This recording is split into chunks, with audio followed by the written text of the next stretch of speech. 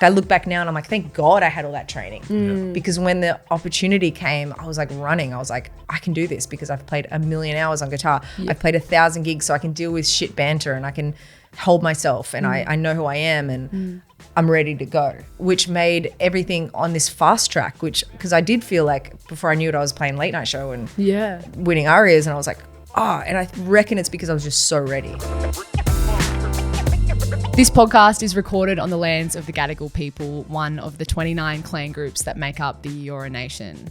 We acknowledge the traditional owners who are connected to this land and acknowledge their unbroken connection and sovereignty to all the lands that now make up Australia. We extend that acknowledgement to all of the traditional owners connected to the country you may be listening to this podcast from.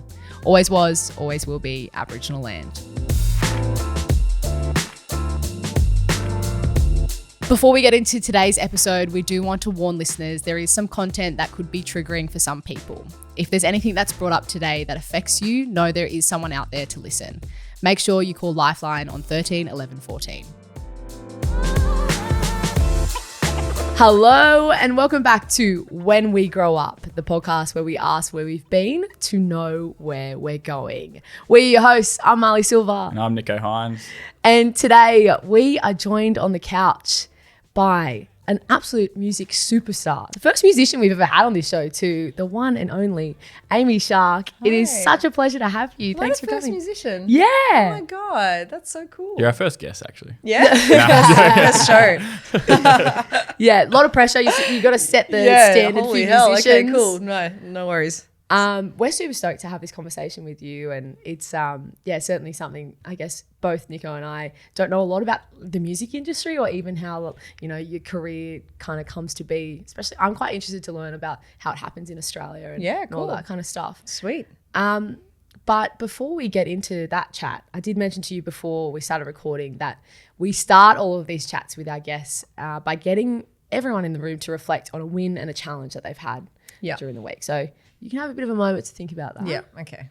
Nicho, Me first. kick us off. Before I get into my winning challenge, ever since I found out you're going to come on, I've always just been going, Amy Shark, in my head for so long. I've just been thinking about it. Do people do that? Quite a few people do that, yeah. It took over a show once. It was like so loud until I sung it with them. Yeah. I'm glad I'm not the only one because it's been in my head fine. non-stop. Anyway, we'll go challenge first. Yeah. My challenge would have been turning 27. I turned 27 not long ago. And it's a challenge because I feel like I'm getting old, which you two are probably older than me. Pack up your microphone. Yeah. And everyone's like, oh, you're getting old and you don't have a girlfriend, you're not sorted, you don't have a family. And like the footy world is like, have kids early. And I'm like, right. What the fuck's going on in my life? I don't have a missus, I don't have kids, I don't even know where I'm going. What am I doing? What am I doing with my life? So I'm just like, I went through a stage there, like for a couple of days, I'm like, far out. I'm going to have a talk to you about life. Yeah. But then I went up and seen, this is my win, I went up and seen some of my best mates, Aaron Booth and Aisha. They live in Burleigh. I just got back today and I haven't seen them in a while, and just good to get away from rugby league and the Sydney world and just have a break. On the Goldie. On the Goldie, yeah. Sick. Yeah. Nice. Is that where you grew up, isn't it? Around there, yeah. Yeah. Yeah, I grew up on the Gold Coast, yeah. Nice. Yeah. My challenge is, and you wouldn't know this, Amy, because we've never met, my voice doesn't usually sound like this. She's a bit croaky, and I had no voice earlier in the week, which is really helpful when, as you would know, when you use your voice for your job. And I do have to do a lot of talking. So it's just been a struggle. And they always say, like, when you sound like this, just to not talk, and that's how you fix it. But then I wouldn't be able to sexy. work. Thank you. Little rasp. Okay. Lean into it. I'll take that. I don't. I'll take that. And then my win is actually having this moment where this conversation has been able to unfold, because the two lovely ladies that you came with today from Sony Music, we had a connection with them a couple of weeks ago, and both Nicho and I walked out of that meeting with them going, these are our people. Wow, that's so I'm your win, yes, essentially. 100%. I'm the win. Yes. That's what I'm taking. Well, you're our first Sony guest now, so you got they're the best. It's something about when you're working, on anything creative, and you just find allies, and even if it is like, obviously it's not the be all and end all that we get, music guests or whatever, but it's just nice when you can connect with people who are like-minded and kind of get Well, what you're yeah, I trying mean, to it's do. the same with you guys too. It's cool to find people that are like, you know, interested, and it makes for a good conversation. Yeah. You know? Cool. In other words, you're just like sucking up the Sony saying, bring us more guests. Yeah, yeah. Get a few more artists. I'm glad I was the first. Yeah. They'll all be stoked to do it. So, okay, my turn. Is Yes, it? Okay, it so is. start with my challenge. Yeah. Okay, so I lost my suitcase because people from Air Canada are useless, and I still don't have it. Oh, no. It'll be another couple of weeks. Is that your main one? Yeah. All your clothes. Oh yeah, it's got everything, babe. Everything. My whole life's in that bag. And I saw it there in the cage at JFK because they got lost from Toronto to New York, and they let me look at it, but the keys weren't there, and no one from Air Canada was there to open it, so I had to walk away from my bag and get on my flight back to Australia. It was a really hard day. That's so weird. So I've dealt with that now. So that was a challenge. And a win is I found out not that long ago that I got nominated for a Logie. Yeah. Like, what is that? Unbelievable. That Very is good, well so done. exciting. So wild. Yeah, congratulations. Thank you guys. It was really That's cool. one of those things that, yeah, I guess like For growing dum up, dums like me, what's a Logie again? big TV awards in Australia. Oh, Australia. Yes. And so you're nominated for the Graham Kennedy New Talent, right? Yeah, for doing Aussie Idol. And I like, you know, I kind of forgot that you could even get nominated. Like, because I'm like, if you're not acting, if you're not on Home and Away, Yeah. you can't get a Logie. Yeah, yeah. Or like, I just remember growing up and it was always like Blue Heelers, Lisa McCune. But yeah, so that's me. Yeah, that must be pretty surreal for you. It's really cool. Yeah, just did not expect it. So is that you personally get it, or like all four of you, or just the show? No, I guess it's me as like a new talent because it's like Okay. my first TV role, I Yeah. guess. So yeah, I don't know how rigged it is. I don't know if Seven must have put me forward. I don't even know how it works. I just heard it and I was like, what? That's Yeah. wild. Yeah. Cool though. I'll take Yeah. it. Congratulations. That's Thank unreal. you. Yeah. Well, that leads us into the first question that I had for you, hearing you talk about, you've just come back from being overseas. And, you know, from the outside looking in, it does feel like so many musicians are constantly on the go. And for you were judging Australian Idol, you tour, you're all over the place. And I wonder first of all, how real aligned is that kind of perception of your life? And how do you manage it all? Yeah, it can be pretty exhausting. And some days, you know, you're running off adrenaline because it's fun and you know, I've got new music coming out, so that's exciting. But it's like anything. It's like when you buy a new car and you're like, oh, I can't wait to drive that car tomorrow. And then the more you drive it, you're like, I don't care anymore. There's like shit all over it. It's like, it's unnatural to think the high is always going to be there. So you naturally hit a low and you're like, oh, I don't know what's going to, I just don't have the energy today. And, you know, you could be doing the coolest stuff. And if you're tired and you're just drained and you just don't have it all the time, you know, but you just got to keep going. And I've just found little things like maybe it's an early night in or go get a massage or go get a facial. And I just take those opportunities really seriously. And just sort of helps me get through to the next day and get on the next plane and play the next show and do the next promo and do the next job. And it's friggin' exhausting, but I also just love it. Yeah. I love being busy. And I never thought I'd do music for a job. So I always just remind myself of that, like how cool it is and how I'm just grateful of it. So yeah, I'm not really in the low for too long. Do you have someone who will give you a mental health check? Someone goes, Amy, I need a mental health check. How you feeling? Yeah, every now and then. I mean, I was brought up in Queensland, so it's, you know, and it's very like, you know, harden the fuck up type thing, you know. Sorry, do you swear on here? Yes. Okay. Yes. So it's that I like grew up with that mentality, you know, and my husband's the same. So we've become a lot kinder to each other lately, just with like, I'll say to him, I can tell how tired you are. Like, I think you need some chill time, or like, you know, I'll go out of my way to try and look at his calendar and see where he can take a break, and he'll do the same for me now. But yeah, then we also know we want to get results. So we're both workaholics, but we do try and find time to like be together because he manages me as well. So we work together, which makes it really hard to find time to be like, let's just hang out again, you know? Yeah, that must be a really complex kind of balance with your guys' relationship then. It's super weird, and it's quite interesting when I tell people, they're like, oh God, really? But then it makes it so good because I trust him with so much.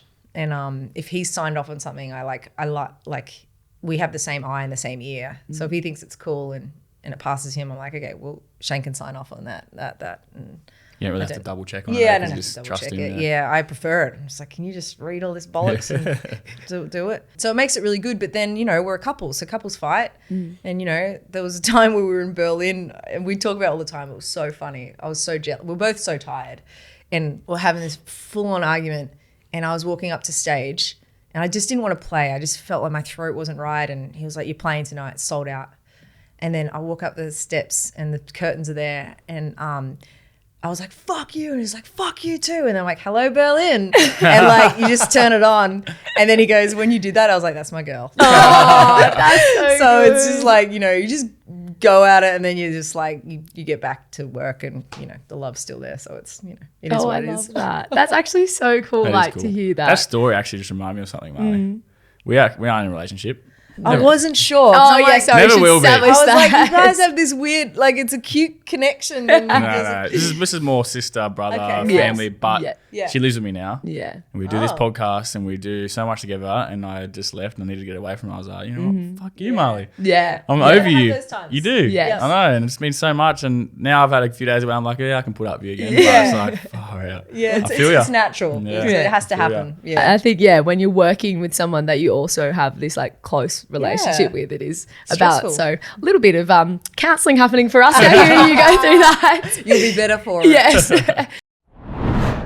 Now what we like to do is go back in time, and I'm really interested in the fact that you said that you never thought you would have music as a job. So I want to know how this has actually happened. Okay. But the way that we do that is actually get you to reflect it and sort of talk to your younger self. And so we did ask for some photos of you, and this first one that's come up is a very young Amy with a guitar in hand and a very big grin. How old are you here? That's a good question. I'm not good with it. I don't have kids, so I look at even my nieces and nephews. I'm like, how old are you again? Like, what do you look like? I don't know what kids look like. I'm guessing like 3 maybe there. Yeah. Can you, it's, you can't really remember, I guess, what you were like at 3 years old, but how does your family talk about you at that age? What were you like as a kid? Oh God. I think, my parents divorced when I was when I was a baby. So I think I was a happy kid. Like I was a real nanny's girl. Like I had nans everywhere, Nice. Like my mom's mom, and then my dad's mom, and then my mom remarried. So then I had my stepdad's mom. So I was always like, I kind of feel like I always had a backpack on, and I always had like one shoe, and I'm like got half a room here and half a room there, like, but I don't feel like it ever got me down. And I always loved hanging out with other kids, and, I'd always be out on my bike. But yeah, it was like a weird, like everyone's got weird upbringing. Well, some people have perfect upbringings, but it was hard at times. Yeah. But I felt like I was always laughing, and, everyone did their best. Yeah. I guess. That's cool to. Sorry, it was such a loaded photo and a loaded question. I'm like, I don't know. Yeah. Why do you say it's a loaded photo? Because I don't even know where that guitar, I don't even know where I am there. And you know how some kids, like my husband, right, he's got like the beautifulest family, and they know, that was at Arnie's blah blah's place, and that was it, and these parents know all these details, and I just don't really know. I just don't know certain details about things. Yeah. And I try to put it together myself. But and is that because you was kind of, your time was split over all those nans? Yeah, I think so. And my parents were so young when they had me. Like my mom was 20 and my dad was 19. Yeah, wow. So they were babies having babies. Yeah. I was kind of like, so it must have been hard for them, but yeah. Yeah. Were you always carrying around a guitar? I don't think so. I think I was always performing. I remember my nan always like doing the big introduction, and I would come and do some goofy dance in the kitchen. Yeah. So I loved entertaining. I think that was the main thing. I loved taking the stage, and like most kids do, like look at me. Yeah. I think that sort of faded in high school too. I was like, I didn't class myself as a singer or anything, but yeah, I did always love tinkering on, instruments and music. Yeah. Just listening to music. Do you remember what kind of music did you have playing around you as you were growing up?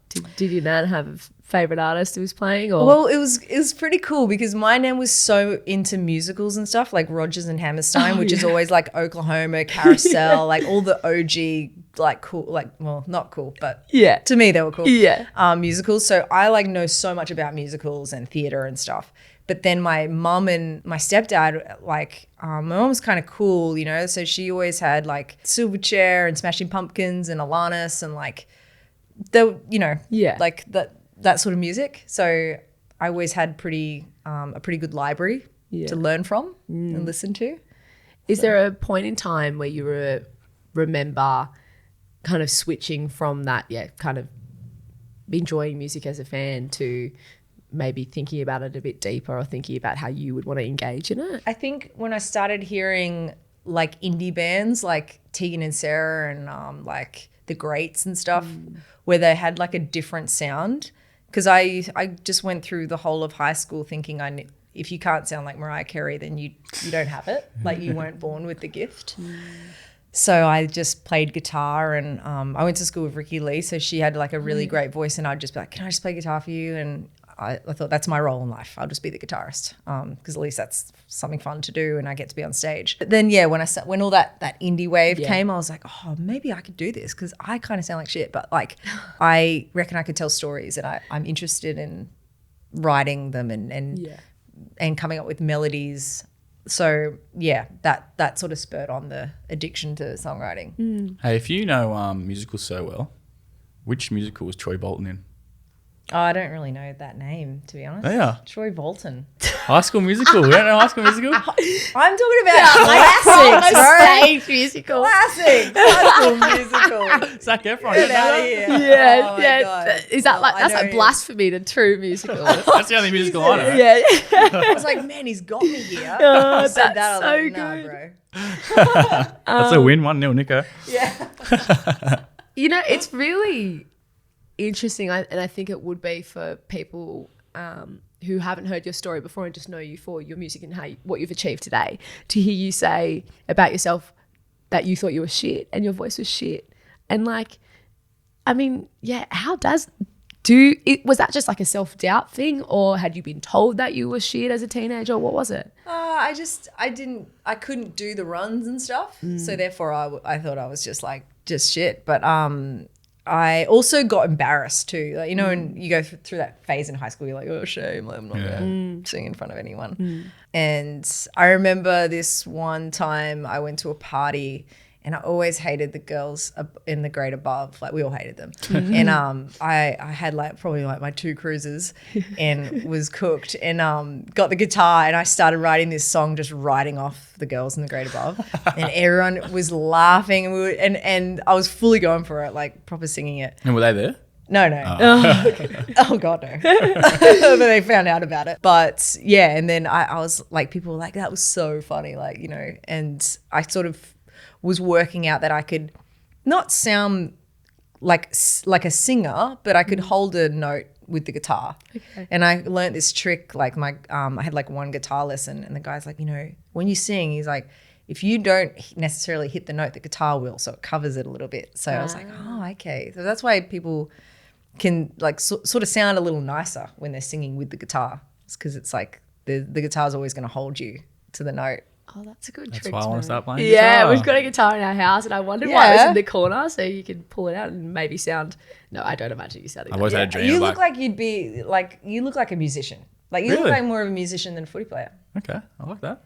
He's going I'll to take it learn. and run with it now. I've had a dream my whole life to sit around a campfire singing a country song Yeah, and you the girls just should. going, Yeah, that's what it's for. That's, most, imagine how many guys would be like, I just want to play guitar to get the girls. Yeah. yeah.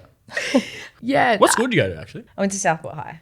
Did you? Yeah. Yeah, right. Do you know that, or you just? No, well, No, I just, yeah. like, everyone goes to PBC on the Goldie. Yeah, PVC or Yeah. Kebra. Yeah, like, Kebra. Yeah. Southport. Yeah. Right. Interesting. It's come a long way.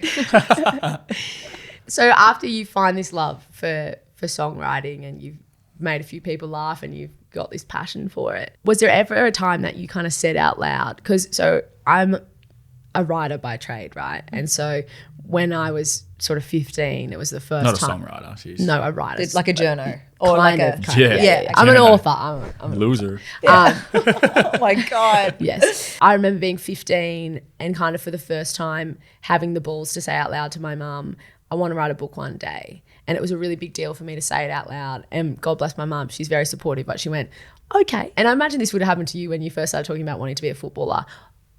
It's pretty hard to do. Yeah. So you better have a backup plan. Yes. Oh my god. And then, you know, I wrote my first book at 24 and then it was kind of that moment where it's like, yeah, see, I did do it. Yeah. But finding the courage to tell. Congratulations. I need thank to you. look it up. And what's it Thanks. called? My Titter, My Sister. So Okay. it's a collection of stories about, this is just a plug for my book. No, it's about good. some amazing Aboriginal women that I had conversations with. wow.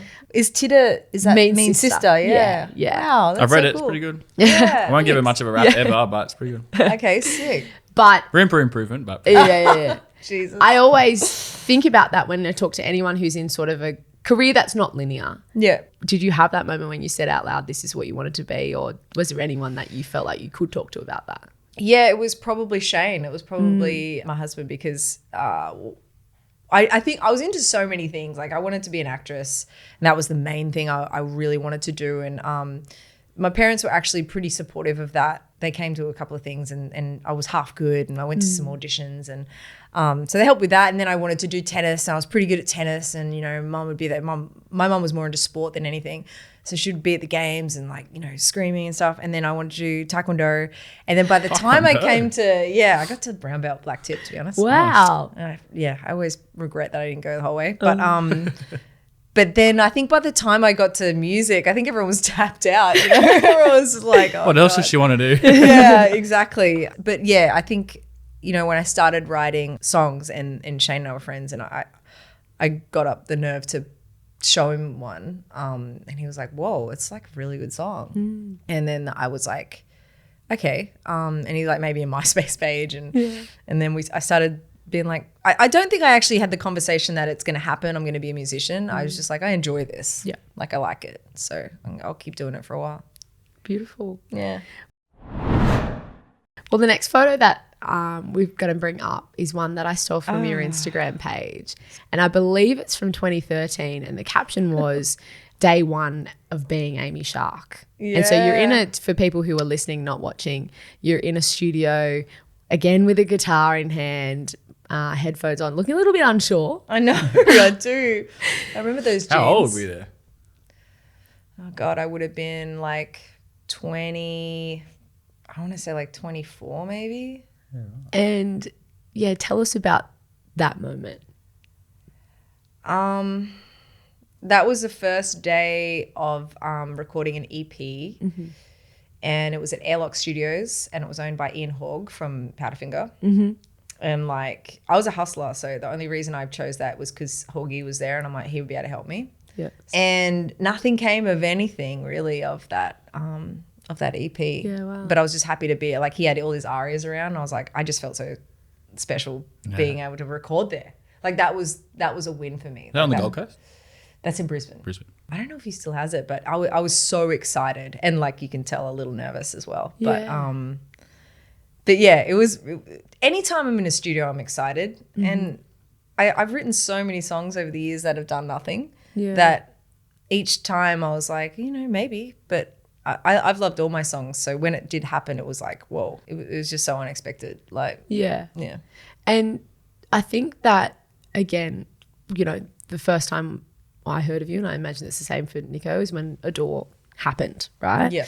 And it's quite easy for us on the outer to feel like you just woke up one day and now you're number 2 in the Hottest 100 and it's this big moment and, you know, it just happens overnight and that's just not the case. Yeah. You know, how long had you been doing, you know, stuff like this or like working and did you think Adore was going to be it? No, I mean, I'd been doing it for like 15 years. Like it was so exhausting. Yeah. And I'd given up and I told Shane, we got to stop. We got to refocus what we're doing in life, you know. Like old mate over here is getting worried about 27. Fuck. I was like, man, like I'm so behind. And nothing was working. And, you know, I'd spent all Shane's money on EPs. Then my nan was lending me money and it was exhausting. But I loved it, you know. And Shane was loving the song. Like we mad music fans. Yeah. We're mad for it. I guess we kind of both subliminally knew that that there was something there, like to keep us sort of going. But when Adore happened, like when I remember the night that I wrote it, like it's just like any other song to me. I was just like, yeah, it's kind of cool. And I had a government grant that I was going to use to work with M Phases, which was my last sort of, I guess, thing for me, not to be like, I might make it with this. It was just like my own little tick off to work with someone who's a credible producer. Yeah. Because everything else had been DIY, or I'd worked with friends or done it out of kitchens or whatever, you know. This was like, oh, I'll get some money from the government.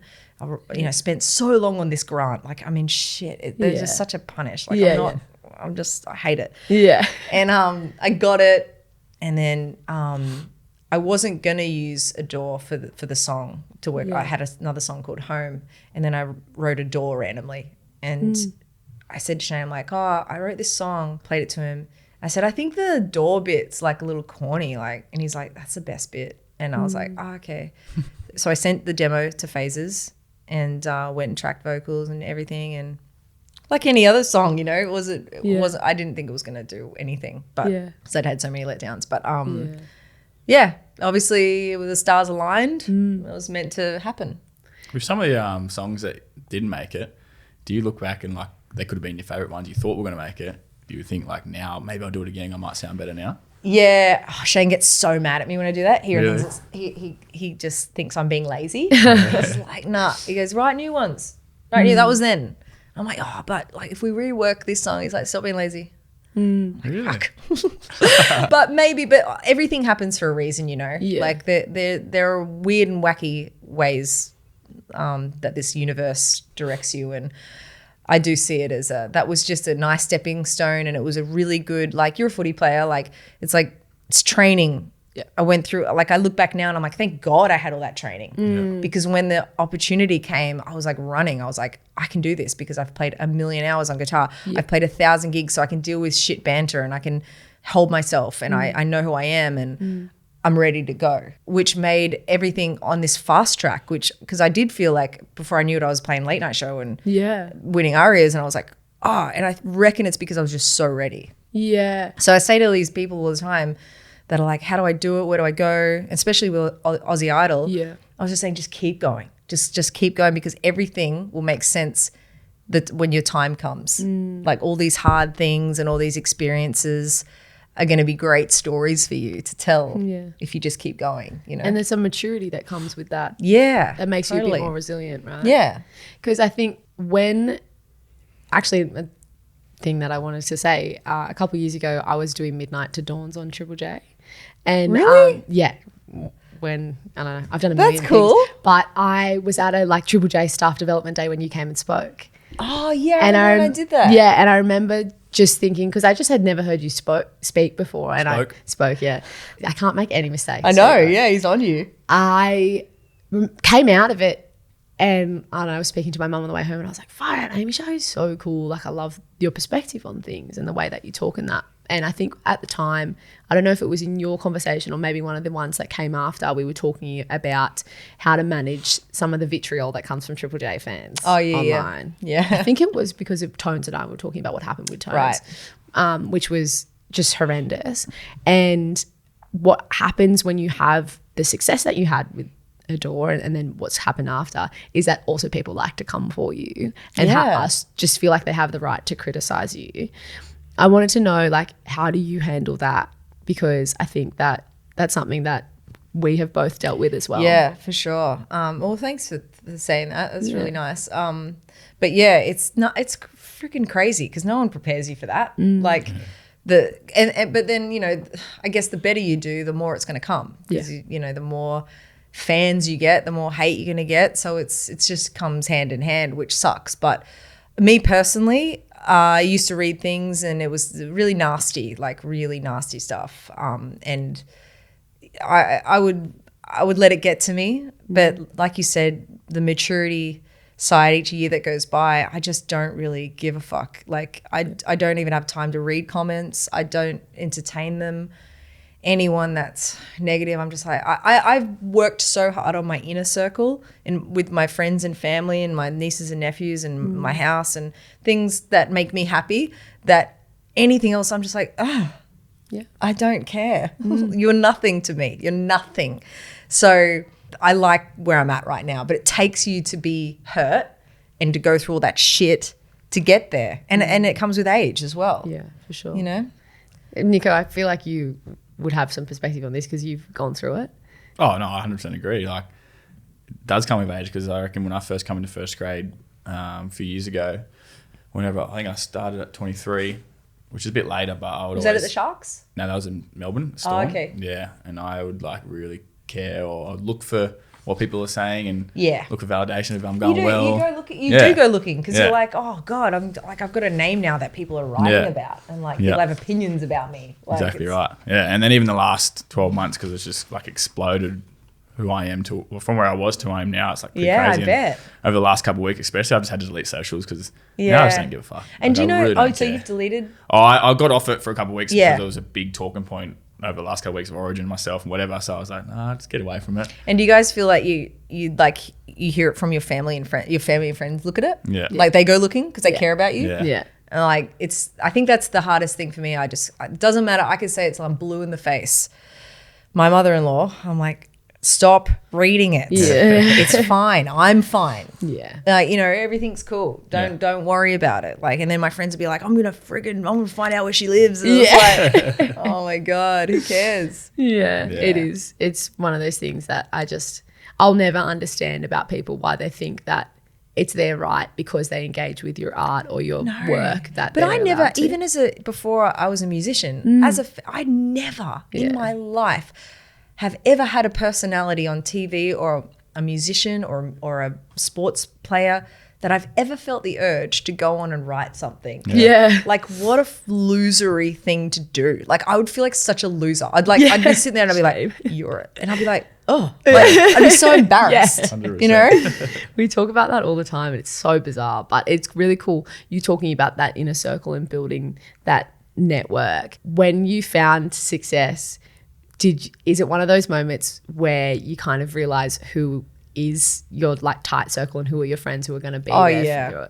Yeah. Yeah, it really does. And you guys would probably know it as well, because as soon as you're on TV and you're doing things, people just change. Yeah. And it's like, oh man, like fame and stuff, like it's such a stupid word, but it's like it can bring out the ugliest side of people. Like I've seen people and you're just like, I know I'm at this barbecue to have a photo with your kid, so just bring the kid over here. And I just know it, so it's just like, but it also brings amazing things, and I watch, like, I just took my brother to New York and he'd never been there, and I love being able to do that. Yeah, so it's so great in some ways, and then it's just so ugly in some ways. So yeah, you just got to pick and choose and be like, yeah, you're a little toxic for me, and I feel this way all the time when you're around. Like, why? You're the common denominator here. I'm gonna remove you, but it takes time. You guys would have done the same. It's like, yeah, you work through your years and be like,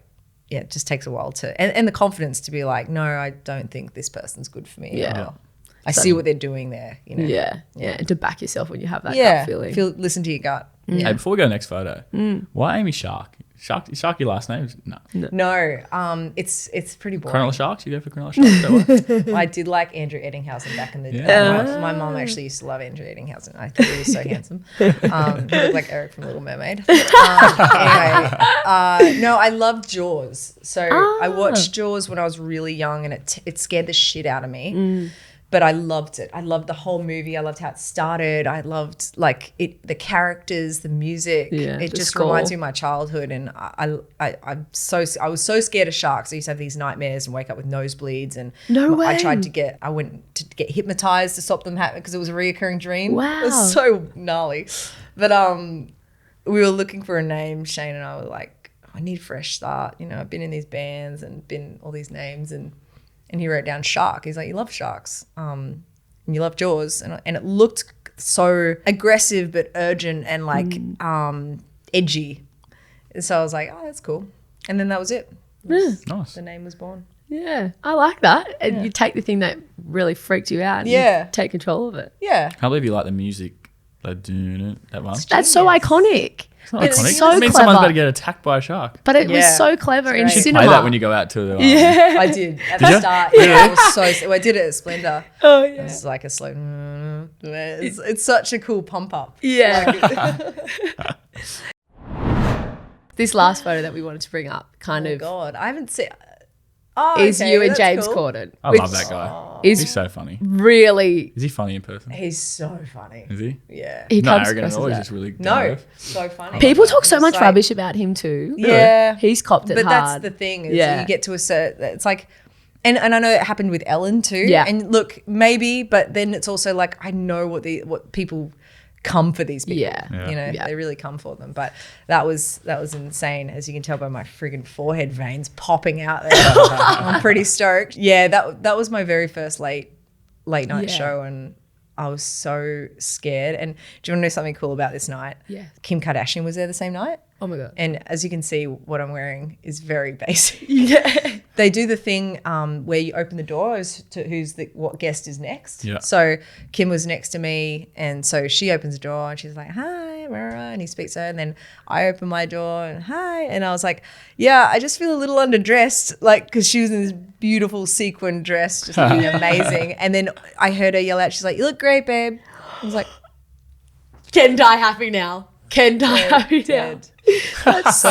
So You look at you two getting excited over Kim and K. You like the Kardashians, don't lie. guys look. do. Yeah. Looking at him's all right. You liked the show. Also, just good on show. another Yeah. note, Shane, he friggin' abandoned me and went to San Diego to watch the Blink-182 show, and they were filming the Kardashians there. So he's sending me all these sneakies of like, The one like over the weekend. yeah, When Kim and Chloe and Courtney announced yeah. the pregnancy. Oh my goodness, that's amazing. It's wild. That's really But cool. yeah, Kardashians. So Oh my God. yeah, but the point of bringing this up is not talking about the Kardashians, but for what I'm sure was quite a surreal moment for you, because I think again, when we think about Australian music and what it's like to try and make it as a musician here, there's always going to be limitations. Yeah. And to break it into that American market is so hard. Yeah. So what was it like, getting over there I and mean, getting to even do though- that? Even though I've done this, I Yeah. still haven't broken the market. Like it's Yeah. such a big beast. America's a beast. Yeah. And you have to service it. And like I played heaps of, like I went on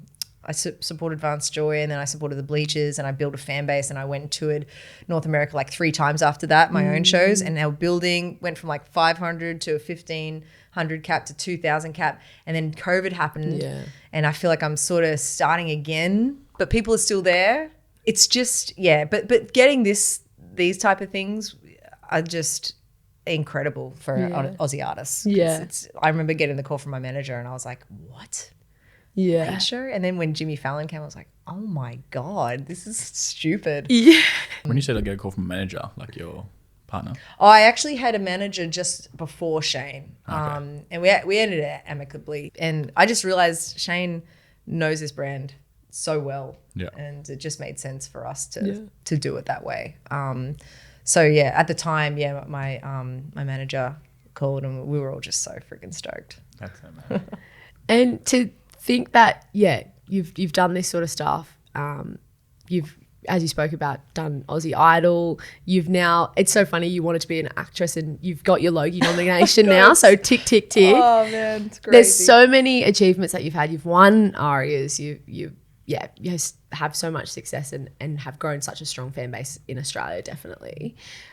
Are you constantly setting new goals, or what do you do? Do you take stock of what you've done? Do you do much reflection? On airplanes, I do. That's the only time I think I sit there. Do you guys get sad on planes? Yes, I do. I just cry the whole time. So do I. I cry all the time. We'll look out the window and I'm like my throat's getting tight. I just think about like life, and sometimes, being an Aussie, we're so self-deprecating. So it's you don't find the time a lot of the time to be like, oh, I've done really well. I should be so proud of myself, But every now and then I just think, wow, I still can't believe I did it, after all the setbacks and, the years were ticking by, and I was like, oh frig, like I just don't know if this is gonna happen. To think where I am now, I'm quite content, to be honest. Right now, all I want to do is keep making cool music and stuff that I'm proud to release, and I don't really have anything I'm like, I want to do this, and then I want to win a Grammy, and then I want to do like that fire.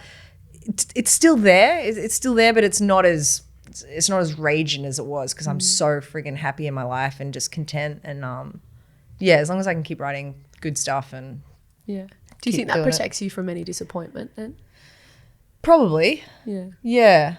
I don't think much could disappoint me. Like there's little things daily that's someone drops a ball and I'm like, shit. Yeah. That's Roy on that one, like Yeah.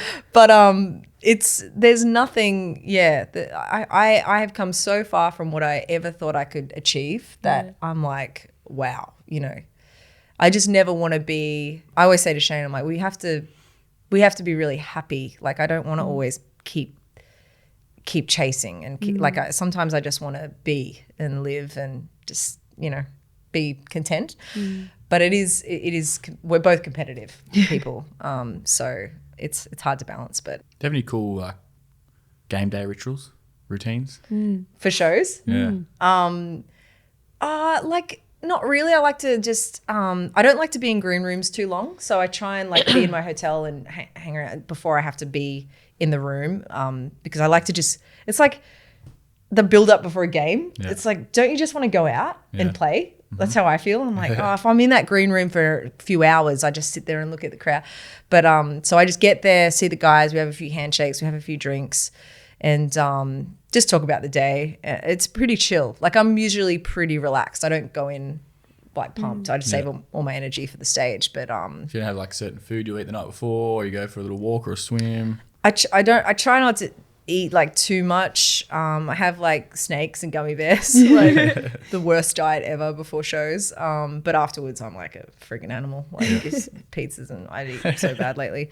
What do you do before a game? I'm pretty anal. Like Yeah. I What do you got? I'll do the same meal the night before, then I'll go to the same breakfast, go for a swim. Is it because that's what you ate on a really good win? Yeah, sort of. Wow. And then if I have a really shit loss like we did the other week, I sort of change up a little bit. I like to do a bit of visualization, a bit of breathing. So what's the meal you would have? The night before, Yeah. I'll have a steak, veggies with broccolini and carrots. Okay. And either mash, or I went back to little potato. I cut the potatoes into little chippies and put them in the oven. So you've even got ways that you place it. Like you've even, oh man. Yeah. So I think I had mash night when we played the Storm. We got fucking hammered, and then I changed it to the chippies again, and we smashed the Bulldogs. I just love hearing you say chippies. It's so cute. I got a little chippies and oh my God. I try to stick to the same routine. So do you like you're in a football? That's how you met, is through football, right? Kind of through a mutual friend. Yeah. Through the football world. It's such a unique dynamic. This like it's cool. Yeah. Like- us like.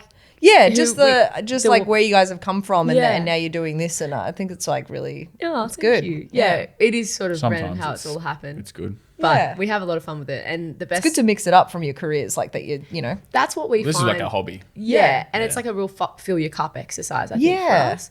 And hearing stories like yours and your reflections and what you've learned, there's lessons in that. I think for all of us, particularly if you have been pursuing something you've been passionate about for a long time, and you feel like it's not going to happen, to think that you held on and then you've had this is so amazing. So like, congratulations. Thank you. Yeah, you feel like a crazy person sometimes. Just it's like people say to me, God, you really waited, like you really kept going, and I'm like, yeah, I did, didn't I?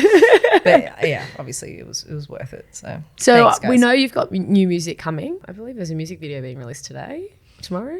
Yeah, is this It'll be already released. By the time I was going to say. Yeah. Whenever you want me to say that. Yeah. But what else is just ahead for you aside from getting geared up for your Logie's red carpet? Oh I my guess. God, never done a Logie's before. I hear they're kind of loose, so you always see the breakfast host the next day being cooked. So it seems like a fun time. I know. Remember Carl was in a bush or something. Hope that happens. Yeah, just working on the new stuff, and I got a bunch of new songs I'm excited about. Obviously, this one is get on the grind for that promo and play some more shows. I got another tour in the States States, so I'll go and do that. And I'm trying to get some renos finished at my house. So yeah, it feels like a good year coming. I love how content you are. It's awesome. You can see it. Like when you were describing that before, you can see it coming from you. And I will throw to my amazing co-host here for Boss. his he always She's finishes. so much nicer to you. You're really Yes, that's what everyone says as well. Nicho has the final question that we ask all of us. Yeah, so obviously this is about looking at you back at younger self. Yeah. And so if Amy Shark Yes. was looking in a mirror right now, looking at her younger self, and you can say one thing to her, like what would you say to her? Oh God! Apart from like take off whatever the hell you're wearing, go fix your hair and everything. Any advice you'd give her, or what would she think of you? I'd probably. It sounds a little sad, but I just would be like, just keep going, babe, and just breathe. It's fine. Nothing bad lasts forever, and if you want it, go get it. Love I think that. I'd keep it Love pretty that. simple That's good. pretty great for my advice. little self to Yeah. handle. Yeah. I love that. Well, Amy Shark, it's been an absolute pleasure having this conversation with you. Thank you so much for being so Yeah, thank you. generous. Thank you And very much. Thank you guys. This has been fun. Yeah. Good chat. Love that. Awesome. Nice and easy.